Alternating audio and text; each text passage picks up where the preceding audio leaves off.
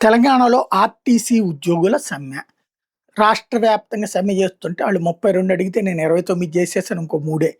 ఎవడికి కావాలి 29లు, 30లు, 35లు, 40లు? ఆళ్ళు అడుగుతున్నది ఆర్టీసీ విలీనం చేసుకోవడం అన్నటువంటిది. ఆంధ్రప్రదేశ్‌లో జగన్మోహన్ రెడ్డి వాళ్ళందరూ ఉద్యమాలు చేసేదాకా ఆగలేదు. ఎన్నికల్లో హామీ గూడా ఇవ్వలేదు. బట్ ఎవరు అడిగినప్పుడు చెప్పాడు. అంతే. ఎలక్షన్ అయిపోయాక చేసేసాడు. దాని ముందు హంగామా, దాని మీద సమీక్ష. ఇప్పుడు చంద్రబాబు గారు, రేవంత్‌తో చేసేటటువంటిది ఏంటి? ఒక డ్రమటైజేషన్.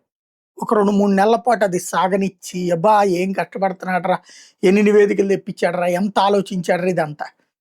పాలకుడు అనేవాడు దాన్ని అది గవర్నమెంట్ ఉద్యోగం లాంటిదనమాట సాగతీత అనేది. జగన్ ఇమ్మీడియేట్ అది పెన్షన్ అయినా, విధానమైనా ఏదైనా సరే డెసిషన్. అది కూడా ఆర్భాట పడావిడి లేకుండా చేసే రోజున ఆర్భాటం చేస్తాడు. That's it. అంతే.